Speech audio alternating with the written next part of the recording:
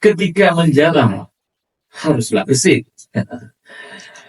agarlah dapat ikan dan udang. Untuk dengarkan pengalaman wasit yang Fadil kita undang.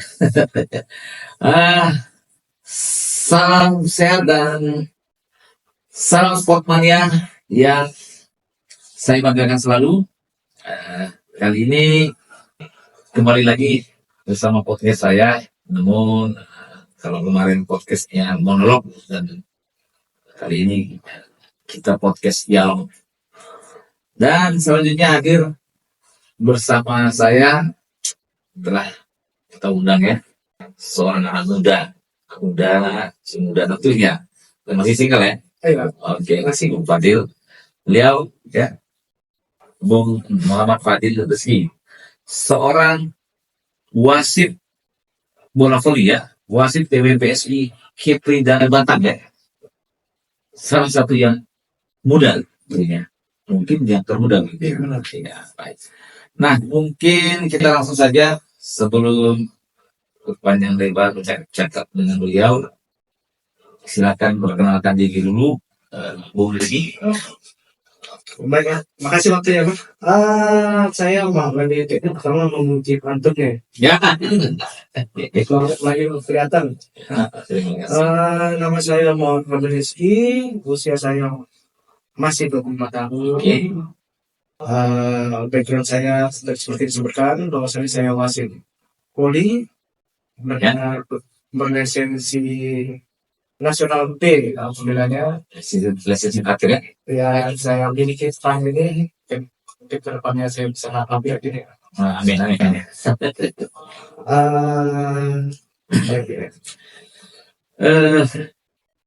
Tiga status kuliah. Jelasin ya. Tempat tinggal saya bersama saya di Kelab Sonasi, kerja di PT Asa ini. Oh, karyawan juga. Iya. Kalau ada perusahaan ya. Oke. Karena maksudnya kayaknya lebih Sampingan. Oke. kelihatan profilnya. Oke. Kayaknya itu aja berprofilnya. Iya, jadi status masih single pasti. Iya. Belum lagi ya. Belum. Baik. Tadi sudah memperkenalkan diri ya, tamu saya Bung Fadil Rizky. Selanjutnya cerita bola voli, wasit voli. Boleh ceritakan tadi terakhir lisensi B. Sebelum B dari awal lisensi. Sebenarnya saya akan menjelaskan dari lebih awal gitu. Jadi saya mau mulai penataran wasit daerah sebagai Pak ini, jadi wasit daerah dulu itu D nanti Mas D. dulu. Itu tingkat provinsi tahun 2018 masih tahun 2012 dan waktu itu usia 12 tahun ya. Oh, sangat muda. Masih sekolah? datang Baru tamat. karena di bulan Desember. Bulan. Jadi itu saya ditanya bilang apa Pak Yudi ngambil khusus ya, itu yang diadakan di Spora Kepri. Oke. Saya perwakilan dari kota dan rekomendasi dari BBSI Kota Batam. BBSI Kota Batam. Alhamdulillah setelah itu Ya. saya dapat rekomendasi kembali bahwasanya saya akan mengikuti pelatihan wasit nasional tingkat C. Setelah D. Iya. Kan dia ada wasit nasional tuh levelnya 3 tuh sebenarnya. Ada yang pertama itu C, yang kedua upgradingnya B, baru yang paling atasnya A. Oke. Nah, setelah itu saya terus belajar pada tahun 2022 saya dapat kesempatan direkomendasi kembali saya untuk upgrading di wasit nasional B di Medan. Di Medan. Iya. Wow, luar biasa. Baik, itu mungkin cerita proses Anda ikuti ya, Bu Rizky. Nah, selanjutnya ini yang menjadi pertanyaan saya. Nah, ini kalau nggak salah itu berapa tahun sudah khusus sudah. Ya, khusus ya, karena mau mulai wasit Iya. Nah, kira-kira berapa kok? 18 tahun. Berarti prediksi saya sebelum 18 tahun Anda itu sudah memulai terjun pelan-pelan ya sebagai wasit atau apa. Nah, boleh cerita kenapa proses seperti apa? Kenapa sampai Anda bisa ceritanya terjun menjadi wasit bola voli? Apakah Anda seorang atlet bola voli atau dulunya atlet apa? Kayak gitu, silakan. Oke, terima kasih Pak Yudi. Pertama itu saya basicnya itu sepak bola. Oh, bukan voli. Nggak ada di otak saya itu bahwasanya saya atlet voli, Iya. klub pada setelah. Oke. Tapi saya harus jelaskan bahwasanya almarhum bapak saya adalah wasit voli. Oh, orang tua belum terlalu wasit voli juga. Tapi beliau lebih mendukung bahwasanya saya lebih ke sepak bola.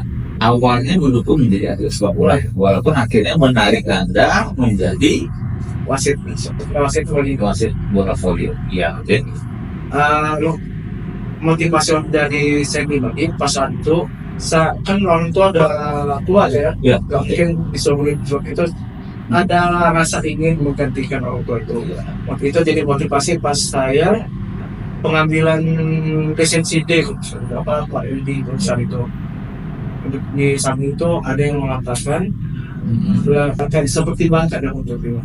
Ada bakat untuk terjun menjadi profesi wasit bola voli. Walaupun pertama saya nggak percaya karena sudah saya mengerti orang yang pendek di atas. Awalnya. Ya. Oke. Cuma banyak pihak yang mendukung ini kesempatan, kenapa tidak? Iya. Jadi saya coba upaya sampai sekarang coba terus Berlanjut ya. Ya, balik lagi kesempatan atau tidak dua kali kata orang. Ya, jadi waktu itu Anda memanfaatkan kesempatan itu. Ya. Oke. Nah, itu awal cerita Anda terjun menjadi wasit bola voli. Sementara Anda katakan tadi sebelumnya juga bukan bola voli, eksis meritis mendalami profesi atletnya di sepak bola, malah yang pernah menjadi wasit bola voli. Bahkan waktu saya ketemu bahkan sebelum menjadi wasit voli, misal itu saya pelatih dulu SMP. Pelatih voli tingkat bukan pelatih bola. Ya. Oh, pelatih voli. Ya. Sebelum belajar memulai jadi wasit. Ya. Karena begini, pas di saat itu orang tua menjelaskan tidak membebani anaknya, dia memberi pilihan saat itu. Coba mau jadi pelatih atau jadi wasit saat itu. Nah, mungkin fashion saya ini di orang tua ini lebih ke wasit daripada pelatih. Oke. Dikasihlah kesempatan kepada saya untuk belajar wasit juga. Tapi begini, kalau menurut saya, ya tadi Anda mengatakan orang tua melihat Anda pas jadi wasit ketimbang untuk pelatih, walaupun Anda sempat juga mulai melatih voli. Ya, saya pikir juga masuk akal. Kenapa? Karena Anda kan awalnya itu juga bukan atlet voli, justru di sepak bola. Ya. Nah, tadi cerita karena pelan-pelan diajak hingga masuk ke kegiatan waktunya wasit voli. Oke. Oh, itu ceritanya ya. Baik.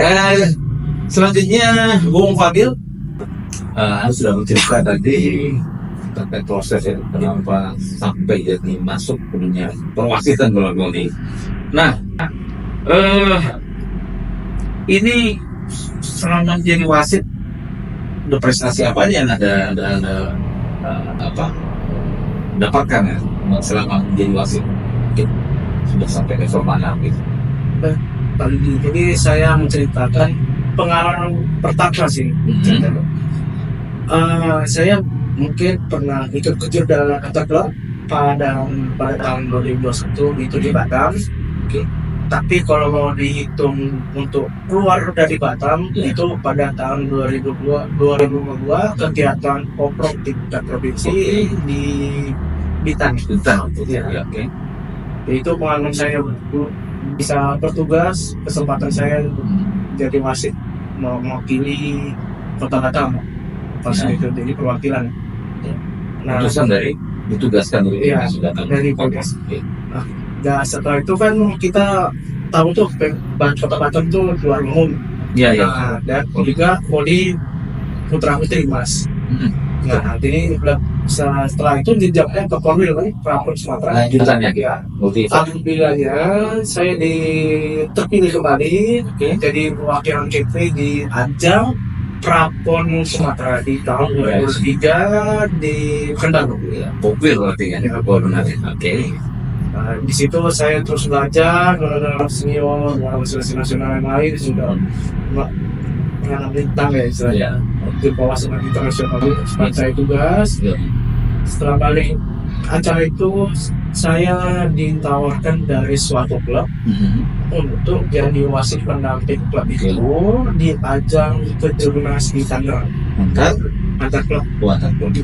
Nah, ini kesempatan kan? Ya. Jadi saya ambil, walaupun di satu sisi itu bisa dikatakan biaya sendiri. Ini motivasi kok. Semua sesuatu itu harus ada pengorbanan. Iya. Konsekuensi itu ada pengorbanan. Jadi pengalaman yang tinggi. Jadi manusia yang benar baik itu harus ada pengorbanan. Saya ambil itu paling ini. Ya. Itu. Saya tugas itu alhamdulillah ya Mas Kiki lah Mas. Mantap. Nanti gitu dan diambilnya saya diamanahkan sama final. Partai final pemimpin jurnas. Iya. Antar klub. Benar. Ya, itu yang paling tertinggi prestasi selama ini. Iya, itu yang bisa dibilang tertinggi lah. Luar biasa. Jadi Anda sudah menceritakan perjalanan secara prestasi ya, untuk prestasi menjadi wasit ya di bola voli. Nah, selanjutnya dengan beberapa pengalaman yang katakanlah prestasi ya menurut saya yang adalah jalanan sebagai seorang wasit voli ke depan, apa kira-kira target Anda tetap menjalani profesi sebagai wasit voli? Pertama yang saya inginkan itu upgrading ini di bagian esensi apalagi saya ini posisinya di BG. Saya mungkin ada harapan tuh bisa ke nasional dan saya lebih mengatakan diri saya bagaimana saya bisa jadi wasit internasional.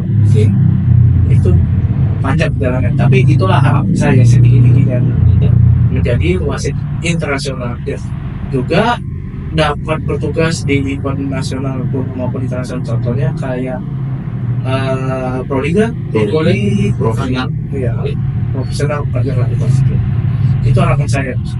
Jadi tadi ada mimpi dan target ke depan.